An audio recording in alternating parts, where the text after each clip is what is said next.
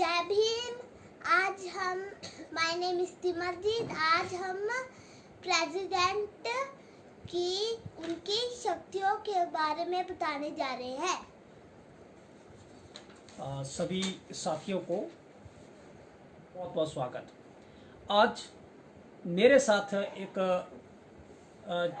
मेरा छोटा बेटा तिमरजीत सिंह सारथी, ये भी आपको ओपनिंग इसी ने करी है कि संविधान की शक्तियां, प्रेसिडेंट की शक्तियां जो है वह क्या होंगी, कैसे पावर्स जो हैं वो इम्प्लीमेंट करते हैं। क्योंकि जो संविधान है, अगर जो हम बच्चों से संविधान के बारे में समझाना शुरू करेंगे तो ये संविधान बच सकता है, जो पवित्र ग्रंथ जो है वो बच सकता है। आप सब साथियों को जुड़ने पर मैं अभिनंदन करता हूं, बहुत बहुत स्वागत करता हूं। हमने संविधान के जो फर्स्ट आर्टिकल है, अनुच्छेद है, छंद है, गद्यांश है, कंडिका है, पैरा है, परिच्छेद है, जिसकी हिंदी में अलग अलग भाषा में, जिसको अलग अलग राज्यों में अलग अलग भाषा में आर्टिकल को जाना जाता है। तो ऐसे आर्टिकल को मैंने जहाँ पे श्लोक शब्द भी यूज करा है, इसकी वाणी का भी शब्द यूज करा है। तो आज अब शक्तियों की बारी शुरू हुई है, पावर्स की बारी शुरू हुई है, पावर का टर्म जो है वो शुरू हो गया है। कंकरेंट लिस्ट, 3 तरह की लिस्टें इस संविधान के अंतर्गत में तैयार करी गई हैं, अनुसूची 7 में, शेड्यूल नंबर 7 में।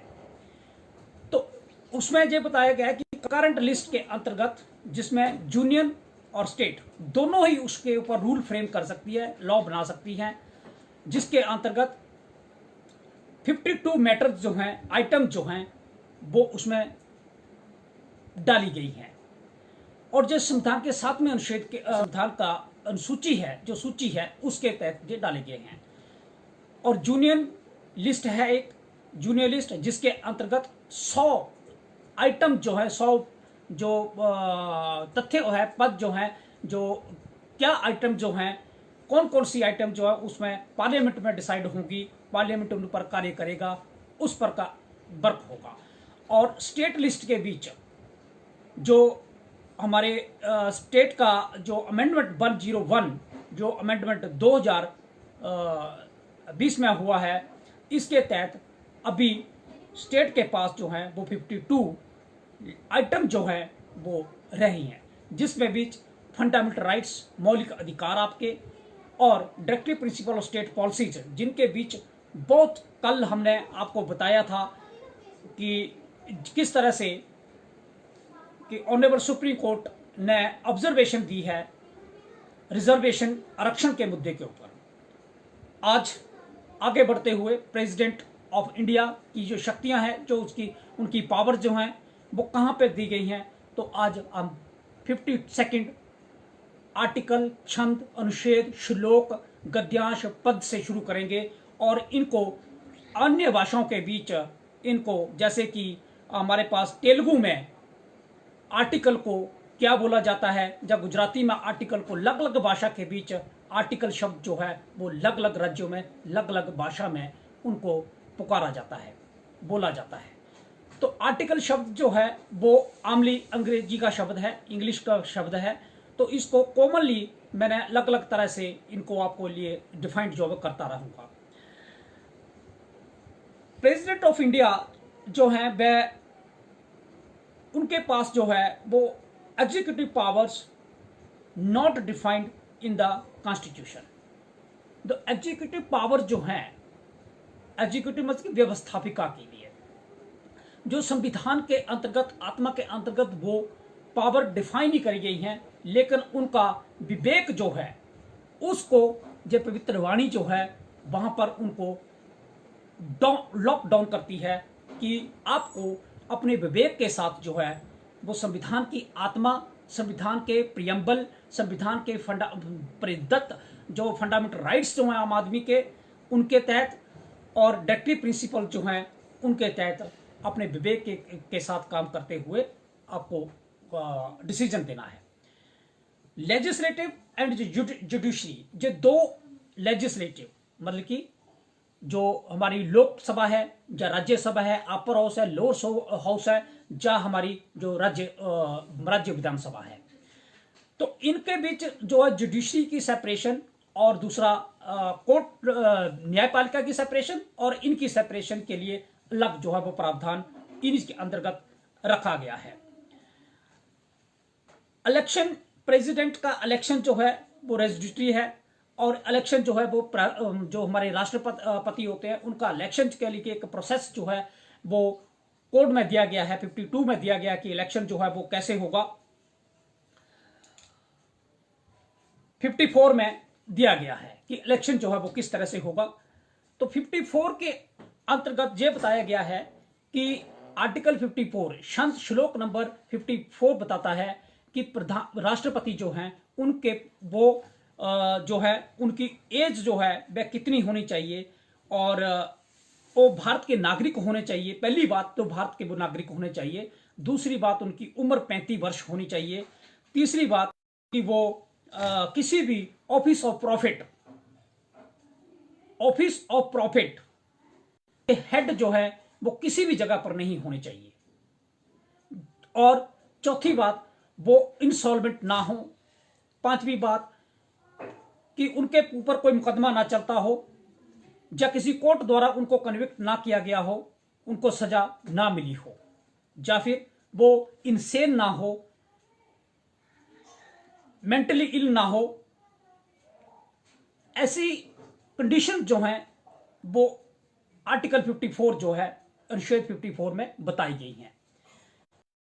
कल मेरे एक साथी ने मुझे वीडियो कल जो गई थी जिसमें रिजर्वेशन की बात थी, तो एक साथी ने हेडक्वार्टर से हार्डली 8 किलोमीटर के पेरिफेरल डिजाइन के बीच में से एक कमेंट करा कि जे संविधान जो है जहां पे वाणी शब्द जो है वो कहां लिखा है। तो मैं साथी को जो बताना चाहूंगा कि अगर वो साथी, मैंने कल रिक्वेस्ट करी थी, जवाब दिया था उसका, लेकिन बाद में उन्होंने अपनी पोस्ट भी रिमूव कर ली और जो कमेंट कर रहा वो रिमूव करके जब हमने उनको रिप्लाई करा तो वो अपने आप को फेसबुक अकाउंट से एक्विट कर गया। तो मैं उनको यह बताना चाहता हूं कि साथी, वाणी शब्द जो है, आप वाणी शब्द की इंटरप्रिटेशन जो है वो सिर्फ धार्मिक ग्रंथों को लेकर ना करें। वाणी शब्द जो है वह हर किसी पवित्र ग्रंथ, हर किसी किताब के लिए, हर किसी बुक के लिए जिसको आप एक पुस्तक मानते हो, बेशक संविधान को एक पुस्तक मानते होंगे, लेकिन मैं संविधान को पुस्तक नहीं, मैं संविधान को श्री गुरु संविधान के नाम से पुकारूंगा। क्यों कि अगर संविधान है तो आपकी रिजर्वेशन जो है वो कायम है। ये सिर्फ रिजर्वेशन का सुरूर है कि जो सिर्फ कर बोलता है और उल्टे सीधे कमेंट करता है। तो साथी को चाहिए था कि वो रिमूव ना करता और डिबेट के बीच आता, लेकिन वो रिमूव कर गया। तो आज अगर वो लाइव हो तो कमेंट करे, मैं जवाब दूंगा कि वाणी क्या है, अनुच्छेद क्या है, छंद क्या है, श्लोक क्या है, आर्टिकल क्या है। इस पर उसने अपने आप कमेंट करा था और संविधान की भाषा के बारे में बताया कि संविधान की लैंग्वेज के तहत जो है कि आप प्रचार करो। तो मैं उस साथी को यह भी कहना चाहता हूं कि मित्र, जो संविधान की लैंग्वेज है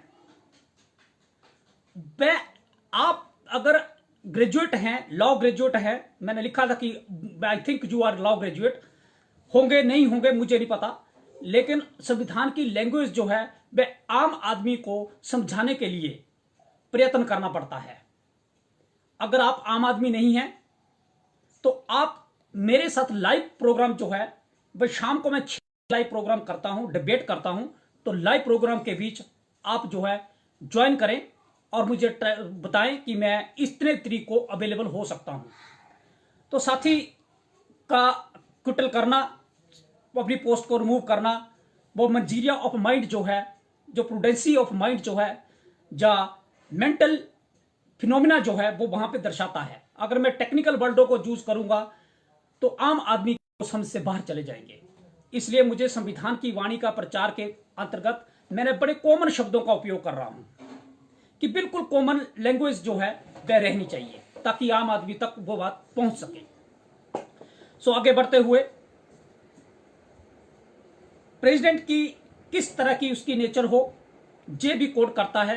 क्या वो संवैधानिक पद के ऊपर कहीं नियुक्त तो नहीं है, या ऑफिस ऑफ प्रॉफिट को एंजॉय तो नहीं कर रहा है। जब ऑफिस ऑफ प्रॉफिट होता है कि किसी भी पद के ऊपर संविधान के अंतर्गत इलेक्शन से पहले वो किसी पद के ऊपर नियुक्त ना हो, अगर है तो उसको उस पद को छोड़ना पड़ेगा।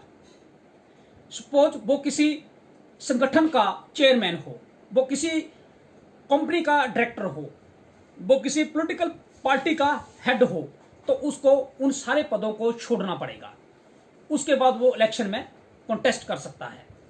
ये प्रधानमंत्री के लिए, राष्ट्रपति के लिए पहली कंडीशन है। सेकंड आता है कि उसका इलेक्टोरल प्रोसेस जो है वो दिया गया है। इलेक्टोरल प्रोसेस कि इलेक्शन जो है वो कैसे होगा। इलेक्शन के लिए, राष्ट्रपति के इलेक्शन के लिए, प्रेसिडेंट के इलेक्शन के लिए संविधान का आर्टिकल जो 55 जो है वो बताता है कि उनके जो अनुच्छेद है, छंद है 55, वो बताता है कि इनके इलेक्शन के लिए पार्ट जो है वो इलेक्शन का इलेक्टोरल सिस्टम के अंतर्गत एक सिस्टम रखा गया है कि राज्य की, जिस राज्य से वोट डाली जाएगी, क्योंकि उसमें एमएलए भी वोट डालते हैं, तो जिस राज्य से वोट डाली जाएगी तो उन राज्यों के टोटल लेजिस्लेटिव असेंबली के मेंबर, ऊपर सबसे ऊपर population over total legislative assembly के मेंबर मल्टीप्लाई 1/1000।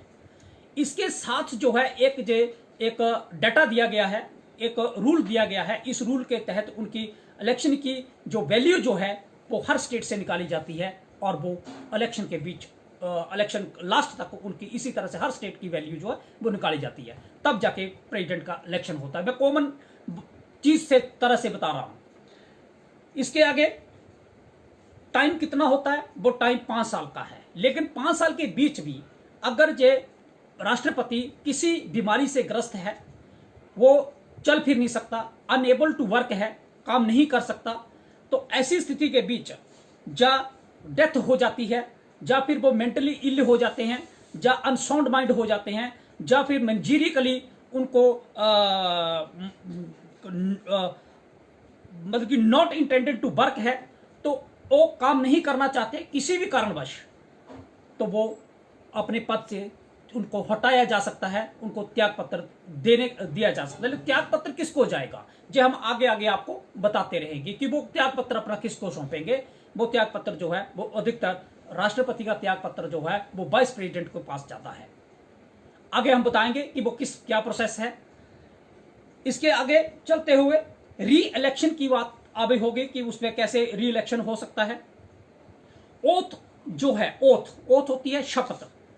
शपथ जो देते हैं या कसम जो देते हैं, कसम हमारे जहां पे अधिकतर कसम कहते हैं, आम आदमी कसम कहता है कि कसम खा ले, तो कसम जो है वो प्रेसिडेंट ऑफ इंडिया को भी कसम, भारत के राष्ट्रपति को भी कसम दिलाई जाती है, उनको भी जो शपथ जो है, शपथ ओथ अंग्रेजी का वर्ड है, ओथ दिलाई जाती है।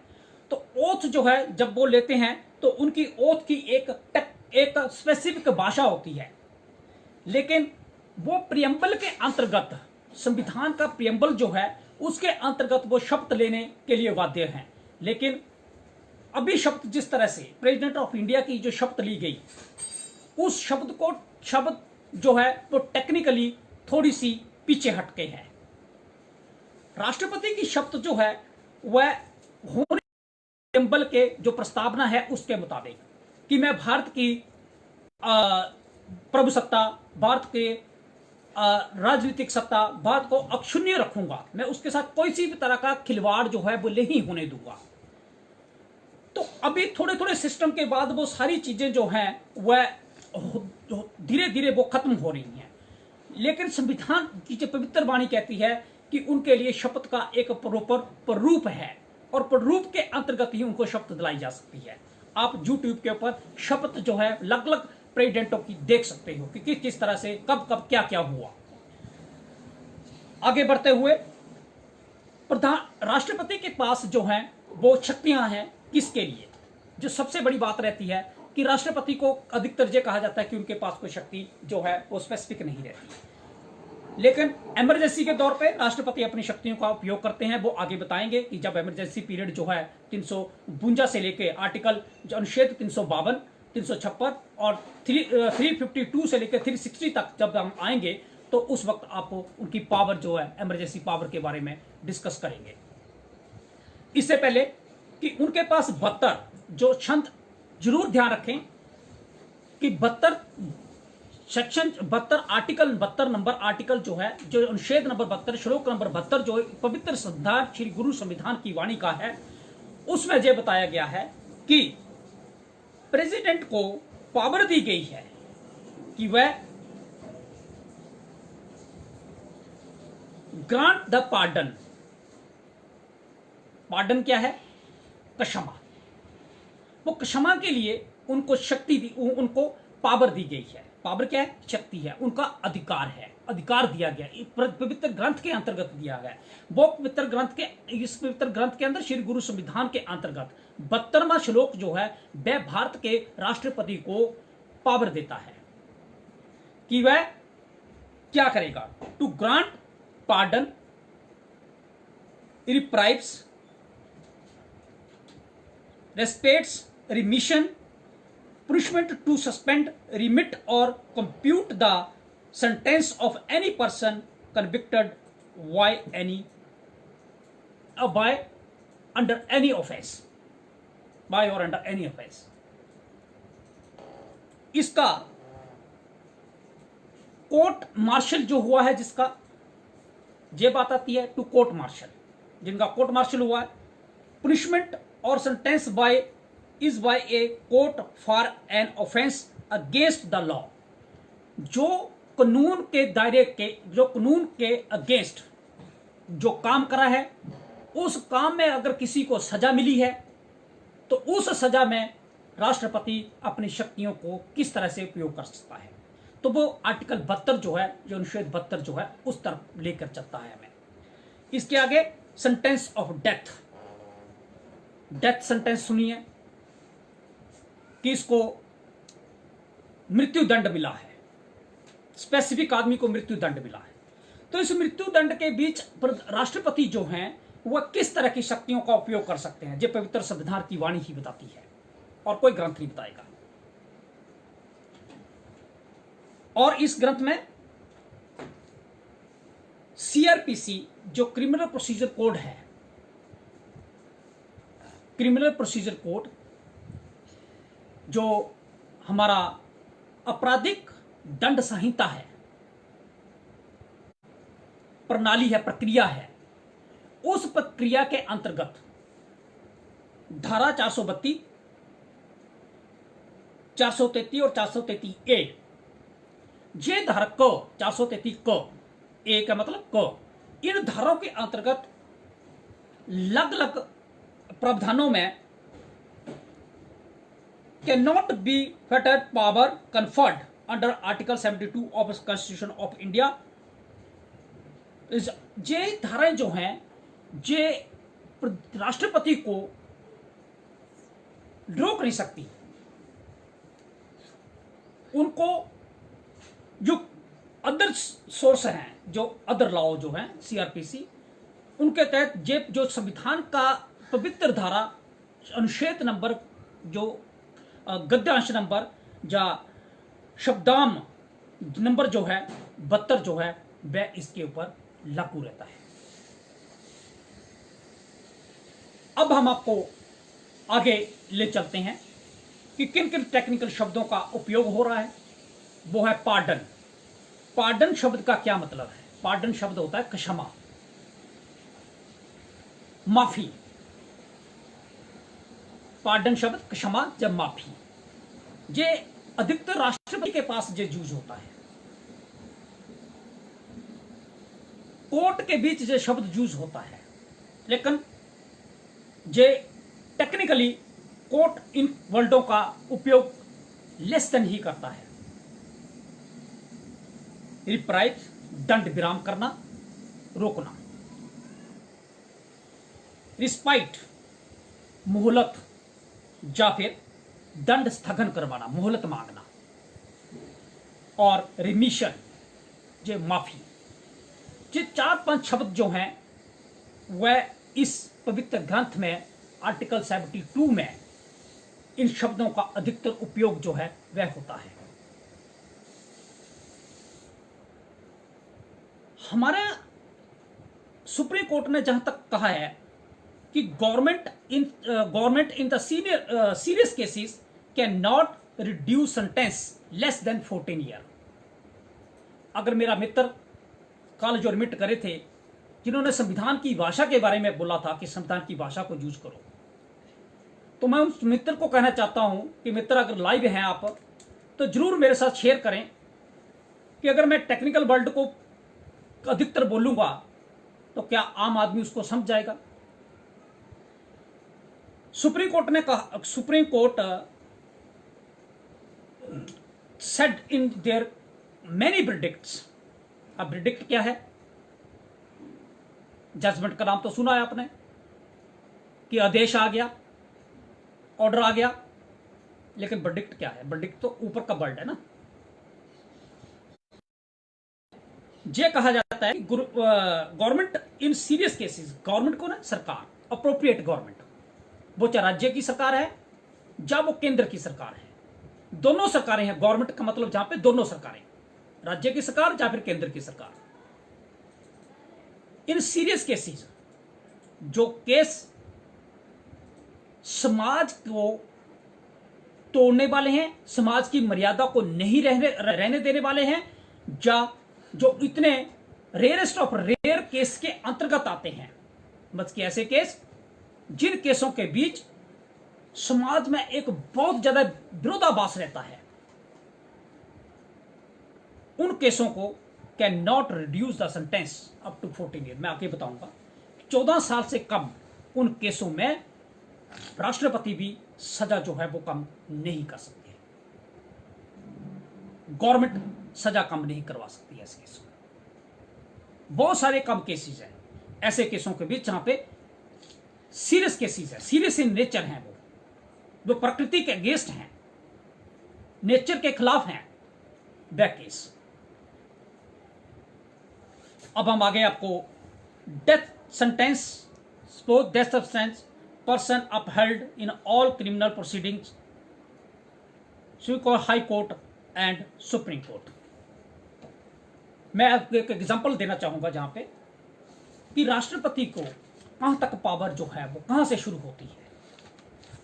जब भी किसी केस में, वो केस कौन से होते हैं जहां पर डेथ सेंटेंस मिलती है, जहां से पार्डन की बात शुरू होती है, जहां पर रिमिशन की बात होती है, रिप्राइव की बात होती है, वह केस वह होते हैं जहां पर रेप के बाद किसी बच्ची को मार देना, जिस तरह से निर्भया केस आपने देखा उस केस को, वो उस केस के अंतर्गत ही राष्ट्रपति के पास पावर 72 जो है उसी के अंतर्गत वो लोग वहां पे जाते थे रिमिशन के लिए, सस्पेंशन के लिए, पार्डन के लिए। बार बार सुप्रीम कोर्ट के पास के बाद, रिव्यू के बाद फिर प्रेसिडेंट के पास, सुप्रीम कोर्ट के रिव्यू के बाद फिर प्रेसिडेंट के पास, अलग अलग मर्सी पिटीशन वर्ड है वहां पे। मर्सी पिटीशन क्षमा याचिका, दया याचिका, माफी याचिका, इन शब्दों का अलग अलग उपयोग होता है।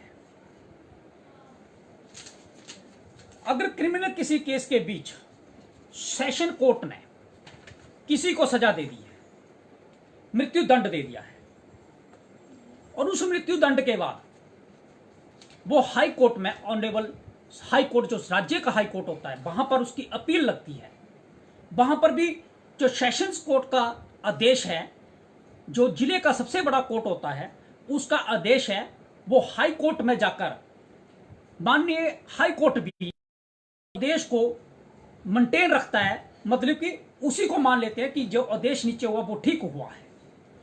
उसके बाद वो SLP स्पेशल लीव पिटीशन के अंतर्गत वह सुप्रीम कोर्ट में पहुंचता है उस हाई कोर्ट के ऑर्डर के खिलाफ, जिसके खिलाफ आदेश मृत्यु दंड का हुआ है। तो सुप्रीम कोर्ट में भी अगर वो मेंटेन रहती है, सुप्रीम कोर्ट में किस आदेश के अंतर्गत 136 के अंतर्गत जाती हैं, जो कि संविधान का अनुच्छेद नंबर 136 है, उसके अंतर्गत जाते हैं सुप्रीम कोर्ट में SLP के तहत, कि वह अपने पक्ष को वहां पे रखता है। उसके साथ आगे। और उसके बाद अगर सुप्रीम कोर्ट भी उसकी डेथ सेंटेंस जो passed by honourable district and session court है और अपहर्ल्ड बाय हाई कोर्ट है, ऑनरेबल हाई कोर्ट है, और that is accepted on the same order upheld by the supreme court, तो उसके बाद आदमी के पास कौन सा और लास्ट हैंड जो है वेपन रहता है अपनी लाइफ जो है उसको बचाने के लिए। Article right to life and personal liberty, article 21 जो पीछे हमने फंडामेंटल राइट्स के बीच कि मुझे जीने का अधिकार है। हमने पिछले आर्टिकलों में जो बताया 21वां आर्टिकल कि मुझे जीने का अधिकार है, उस आर्टिकल का उपयोग करते हुए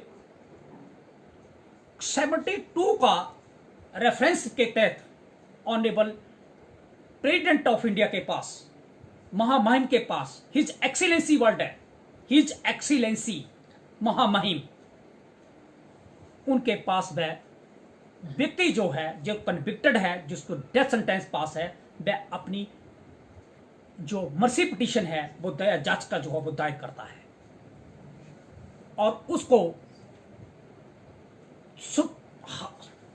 जो प्रेसिडेंट वह उस दया याचिका को के ऊपर सुनवाई करते हैं और उसमें ग्राउंड होनी जरूरी है कि दया इसको क्यों दी जाए, क्यों इसकी सजा को माफ किया जाए। ये नहीं कि हवा के बीच बात कर कर उस ग्राउंड को लिया जाए, स्पेसिफिक होना चाहिए वो, तब जाकर वो अर्जी वहां पे मेंटेन हो सकती है। लेकिन रेयरेस्ट ऑफ रेयर मतलब कि प्रकृति के खिलाफ जो कार्य करा है उस चीज को सामाजिक मर्यादा, देश की मर्यादा और क्राइम को देखते हुए वो भी उसको रिजेक्ट करने की उनके पास पावर है कि वो उनको रिजेक्ट कर सकते हैं। इसी तरह से अब मैं आपको कुछ केसों को बताता हूं, 2-3 केस आपके साथ आज शेयर करेंगे। Kuljeet Singh versus lieutenant governor of Delhi. Kuljeet Singh बनाम लेफ्टिनेंट गवर्नर ऑफ दिल्ली का एक केस हुआ। आपने अक्सर रंगा और बिल्ला का नाम सुना होगा। रंगा और बिल्ला 2 व्यक्ति थे, रंगा व बिल्ला 2 पर्सन थे जी, 2 ब्रदर थे। इन्होंने क्या करा कि जो चोपड़ा परिवार था उनके बच्चे थे, उन बच्चों को मार दिया था और केस उनके पर चलता है, उनके ऊपर ट्रायल चलता है बच्चों के कत्ल के खिलाफ, बच्चों के मर्डर के खिलाफ, ब्रूटल मर्डर के खिलाफ। Sessions court Delhi trial court, ये 1982 का मैटर है, 1982 का। सेशंस कोर्ट दिल्ली ने उन दोनों को मृत्यु दंड पास करा कि जे आपने जो कृत्य करा है, बच्चों को जो मारा है, वो रेयरेस्ट ऑफ रेयर केस के अंतर्गत आता है और आपको क्यों ना मृत्यु दंड दिया जाए। और सेशंस कोर्ट दिल्ली ने रंगा और बिल्ला को मृत्यु दंड पास करा। इसी के आगे बढ़ते हुए रंगा और बिल्ला ने माननीय हाई कोर्ट ऑफ दिल्ली वहां पे अपनी अपील दायर करता है। अपील में सेम ऑर्डर जो सेशन कोर्ट का ऑर्डर था उसको मान लिया गया। रंगा और बिल्ला को सजा जो है वो बरकरार रखी मृत्यु दंड की। ऑनरेबल जहां पे स्पेशली पिटीशन लगती है वहां पहुंचते हैं और वहां पर भी ऑनरेबल सुप्रीम कोर्ट भी उसको मेंटेन रखता है। सेक्शन 70 जो आर्टिकल अनुच्छेद छंद नंबर श्लोक नंबर 72 जो है, आज जिसको हम प्रधानमंत्री राष्ट्रपति जी की शक्तियों का विवरण कर रहे हैं, विवेचना कर रहे हैं, उन शक्तियों के अंतर्गत वह राष्ट्रपति के पास अपनी मर्सी पिटीशन लगाते हैं। लेकिन वहां पर भी उनको जो दया याचिका जो है उनकी मंजूर नहीं होती और रंगा और बिल्ला को हैंग टिल डेथ का जो है वो फ्रंट को एग्जीक्यूट करने के आदेश जो हैं वह फिर से सेशंस कोर्ट दिल्ली को आ जाते हैं और वहां पर दिल्ली में उनको जेल के अंदर ही उन रंगा और बिल्ला को जो हैंग कर दिया जाता है, उनको डेथ दे दी जाती है। इसके आगे अब हम आगे बढ़ते हुए supreme court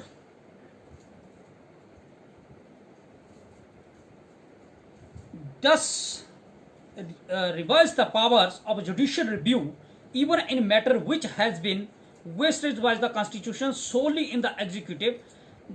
The question standard and guidelines for exercising of the pardon by the president under article 72 however was left open by the court. Court ने रंगा और बिल्ला की जो रिव्यू पिटिशनें थी, उन्होंने डाली थी रिव्यू पिटिशन कि हमें माफ करें, हमें माफी दी जाए, हमारे केस पर दूसरी बार सुनवाई की जाए, दूसरी बार हमारा ट्रायल किया जाए। तो ऐसे केस के बाद लेकिन हॉनरेबल सुप्रीम कोर्ट ने भी जो मर्सी पिटिशन का जो वैलेंस था वह लेफ्ट अपॉन द प्रेसिडेंट, उन्हीं के ऊपर छोड़ दिया था।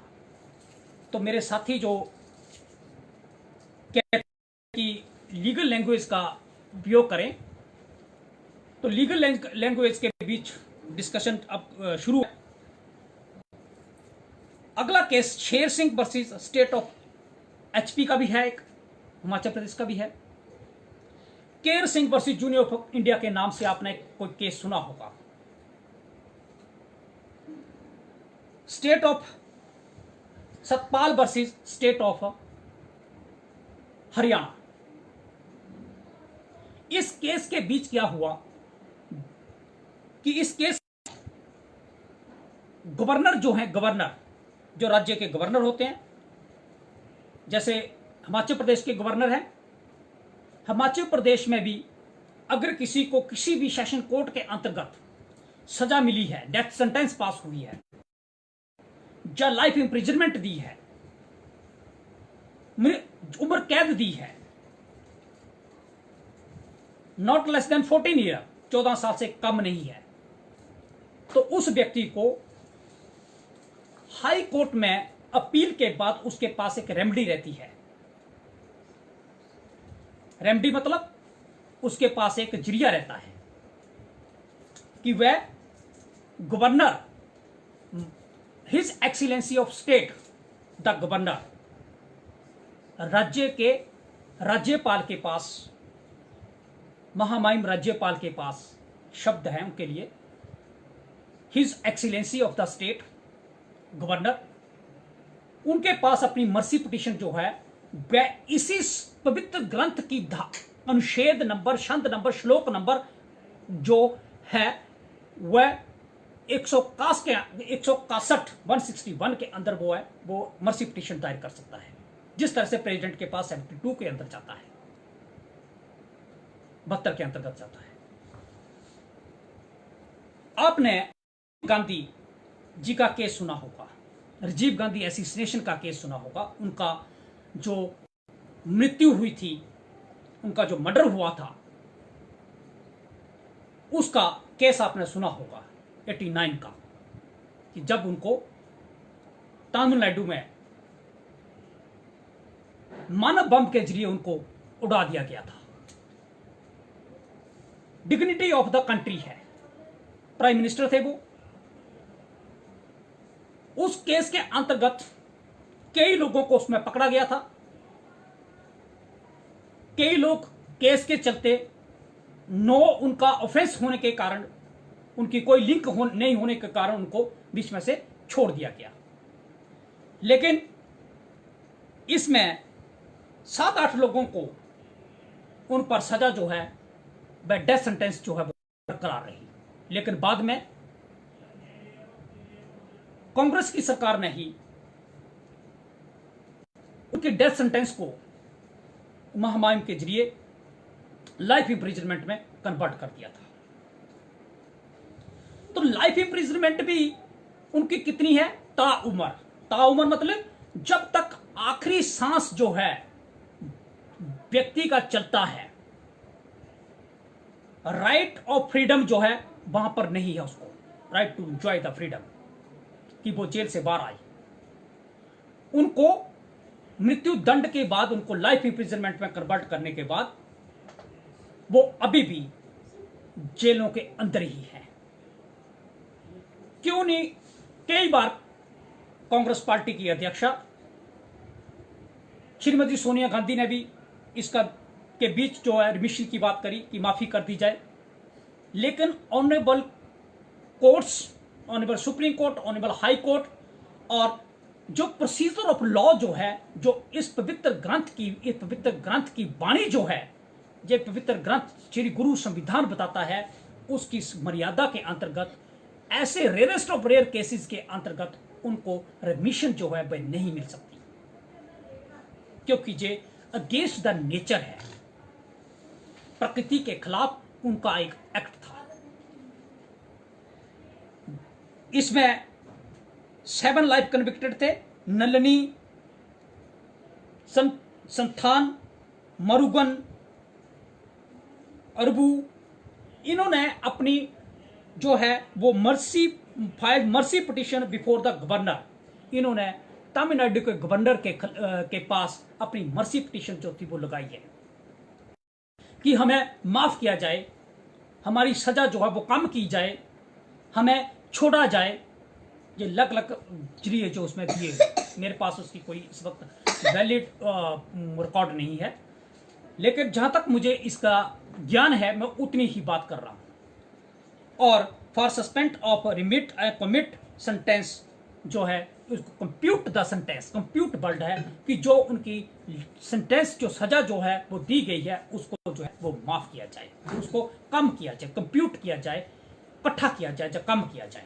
अलग अलग तरीकों से उसमें सजा मिली हुई है। सो प्रेसिडेंट ऑफ इंडिया के पास बहुत सारी पावरें हैं, आगे हम उसको डिस्कस करेंगे। आज के लिए आपके लिए इतना ही। लेकिन कल मेरे एक साथी और ने हमें एक कमेंट करके पूछा कि जो एक मैसेंजर होता है, मैसेंजर के जरिए पूछते हैं कि आपने राधा स्वामी जी की प्रेज जो है अब उनका इस प्रसार में आपने आपका नाम लिया है। सो मैं उन छात्री को भी ये बताना चाहता हूं कि देखिए, जो संस्था, जो रिलीजियस इंस्टीट्यूशन जो नेचर के अकॉर्डिंग वर्क करते हैं, जो नेचर को मानते हैं, मर्यादा को रखते हैं, मैं उन सब संस्थाओं का मैं फैन हूं। उन्होंने जितने भी सत्संग सेंटरों को ओपन कोविड-19 के कारण देश की, वर्ल्ड की जो एपिडेमिक हुआ है, जो पेंडेमिक हुई है देश में भी है और विदेशों में भी है, उसके चलते उन्होंने अपने जितने भी सत्संग सेंटरों को ओपन करा है उसकी एक मैंने वीडियो वो जारी करी थी। जो वीडियो उससे पहले करी थी, उनके आदेश से पहले जारी हुई थी, और वो वीडियो शायद मैं भी उन सेंटरों को कहीं ना कहीं रिक्वेस्ट के बीच मैंने भी रिक्वेस्ट करी थी कि इतने बड़े इंफ्रास्ट्रक्चर को क्यों ना देश के हित के लिए इसको ओपन करा जाए, क्योंकि ये 2 ही दिन ओपन होते थे, एक संडे को और एक वेडनेसडे को। उस वीडियो के अंतर्गत वो वीडियो वायरल हुई और मुझे भी उसका सुकून है। शायद उन डेरा मुखी श्री गुरु गुरिंदर सिंह जो राधा स्वामी सत्संग ब्यास के मुखी हैं, उनके पास पहुंची या नहीं पहुंची, लेकिन वो वीडियो जो थी वो मैंने वायरल करी थी।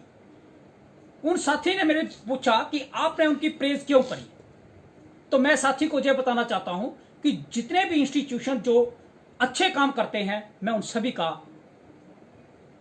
फैन हूं, मैं उन सभी का बहुत बहुत आभारी भी हूं कि मैं आम आदमी हूं। आम आदमी के संरक्षण के लिए इन इंस्टीट्यूशनों को खोलना एक बहुत बड़ी देन है। और मैं साथी को यह भी बताना चाहता हूं कि राजस्थान के अंदर एक टाइम में कोई भी मुझे संगठन, कोई भी भारत का कोई भी संगठन ये बता दे एक सरदारों का संगठन है, सिख कम्युनिटी का संगठन है, उसके बाद उससे पहले राधा स्वामी सत्संग डेरा ब्यास का संगठन है, कि जो हर वक्त 2-2 लाख 1.5 लाख लोगों का खाना जो अब राजस्थान में एक ही टाइम में प्रिपेयर कर रहे हैं। नहीं तो go through the YouTubes, go through the daily news channels, और आपको इनके बारे में नॉलेज हो जाएगी। सो मैं इसलिए उनका फैन हूं, क्योंकि वो रिलीजियस के साथ साथ एक समाज के लिए एक पॉजिटिव जो अफर्मेटिव अप्रोच जो है वह उसका भी काम करते हैं। इसलिए आज सबका दो व्यक्तियों का कल कमेंट आया था, उन व्यक्तियों को आज मैंने जवाब भी दे दिया है। सो कमेंट करें, जरूर करें, लेकिन कमेंट करने के बाद अपने आप को रिमिट ना करें, उससे अपने आप को हटाएं ना, क्विट ना करें, उसको एज इट इज मेरी फेसबुक अकाउंट पे रहने दें। जैसा मुझे लगेगा मैं उसके अकॉर्डिंग उनको जवाब जो है देता रहूंगा। जे संविधान की वाणी है, जे पवित्र ग्रंथ श्री गुरु संविधान की वाणी है, इसके अंतर्गत ही डिबेट होते हैं, इसी के अंतर्गत आप राज सत्ता तक पहुंचते हो, इसी के अंतर्गत आप अधिकारों को एंजॉय करते हो, इसी के अंतर्गत आपको राइट टू स्पीच है, जो कि आर्टिकल 19(1) जो है मैंने पहले आपको बता चुका हूं, right to speech and expression. अगर आपने कमेंट करा है तो उसको यार मेंटेन रहने दो, आपको राइट है, आप बोलिए, लेकिन आप इसका मतलब यह है कि आपको अपने अधिकारों का पता नहीं है, इसलिए आपने वो कमेंट जो वाणी को लेकर आपने कमेंट करा था, मैं आपका धन्यवाद करता हूं। मैंने आपको जवाब दिया था और आप उससे रिमूव हो गए थे। सो आज के लिए इतना, कल के लिए अगले विषय के साथ बढ़ते हुए कल हम 72 के आगे बढ़ते हुए और कोरिलेट करते हुए आगे 73rd मतलब कि 73वां जो संविधान का अनुच्छेद है, उस अनुच्छेद को कल हम लेंगे। तब तक आपसे रजा लेते हैं। सभी को जय गुरु संविधान, जय गुरु संविधान, जय गुरु संविधान।